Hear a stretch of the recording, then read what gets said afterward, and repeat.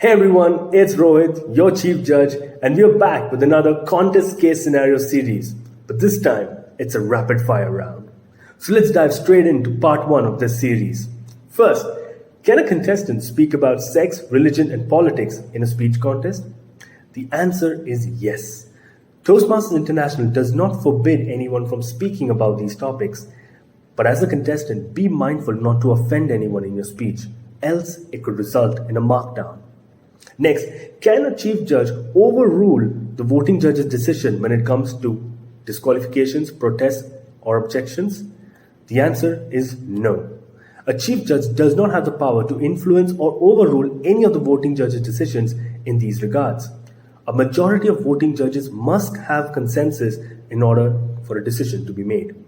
Next, during a contest, you're a chief judge and you notice that one of the contestants has not filled the eligibility and originality form. What do? Don't panic. Make sure that the contestant fills the eligibility and originality form after the contest is over immediately so that that document is there with you. Next, can the chief judge be a tie-breaking judge? The answer is no. A chief judge does not mark a ballot and overlooks the overall proceedings of the contest along with the judges, and hence will not be able to be a tie-breaking judge or voting judge in that manner. Next, who can disqualify a contestant on the basis of eligibility? Well, a contest chair can disqualify a contestant on the basis of eligibility prior to the contest by checking whether the contestant is eligible or not.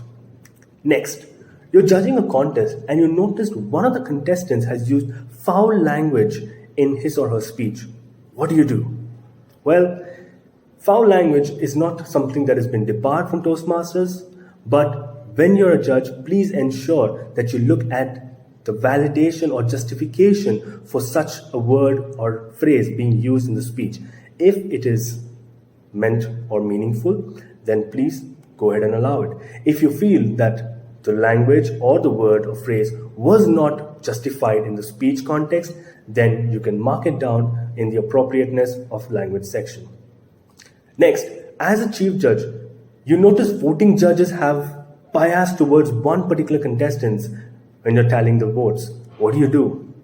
Absolutely nothing. As a chief judge, you cannot influence the judge's decision once the tallying is done. You must ensure that you take the right decision based on whatever your judges have taken up. That's it for part 1 of this series. And as we move closer towards the grand finale of this contest season, with the starting of the division contest from today, I'd like to wish all the division contest officials, role takers, district officers, and of course, the contestants the very best of luck. And I'll see you on the other side at Coronation 2022. Stay tuned for more.